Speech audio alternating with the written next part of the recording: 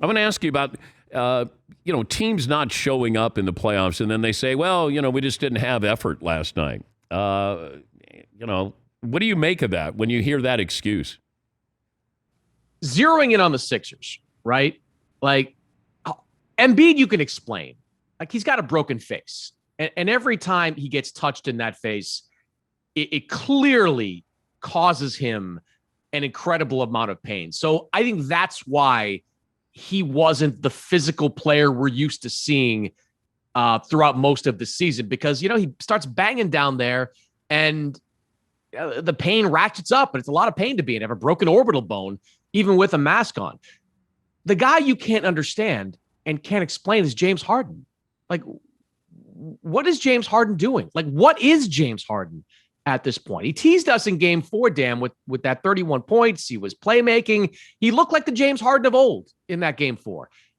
And then he comes out against Miami in game 5 and is a complete no-show. Like, I don't know what I can to expect from James Harden every single night. And that's frightening for the Sixers, not just going into this elimination game, but then going into the offseason, because you got to pay this guy. Yeah. And you got to tie yourself to him for maybe $250 million over the next 5 years. Like, it's really frustrating watching James Harden play that well in game 4 and then be completely overwhelmed in game 5. That tells me James Harden is a really diminished version of the player we saw in Houston. 3 of these 5 games, he has gone under 20 points. That can't happen if you want to be a max player in this league. Okay, but why does Philadelphia have to then spend $250 million on a guy who is going to provide diminishing returns?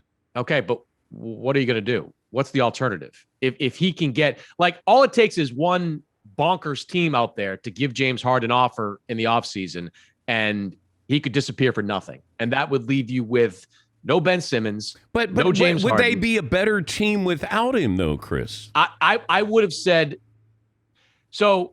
No is the short answer, because he walks away. It's not like you create all this flexibility to go out and sign somebody else. Like, your options got severely limited when you traded all those assets to get him. Not only giving up Ben, but Seth Curry, who was great, the 2 first-round draft picks. You're limited, Dan. Like, there's only so much you can do. Now, they have to hope that they can, that there's some negotiation there. James has that, I think it's $47 million in the player option last year of his contract. I'm sure he doesn't want to opt out of that unless he's guaranteed. It's almost like a Chris Paul situation, right? Where Chris opted out, but he got the 4 years, $120 million on that deal. Like, I think the Sixers got to hope that James Harden comes to the table with a realistic mindset of what he's worth, that he's not worth that $277 million total that he could potentially get on a new deal, that there's some kind of middle ground that they can all agree to where the Sixers can stomach these diminishing returns.